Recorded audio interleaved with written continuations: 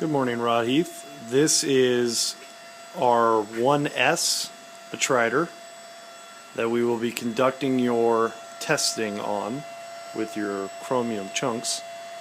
There you can see the VFD, the variable frequency drive. Here is the shaft and arm assembly going into the tank. You can see the media, which is a 3/8 inch carbon steel media.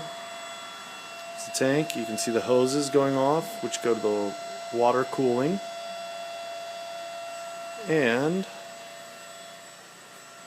here is 2 kilograms of your material.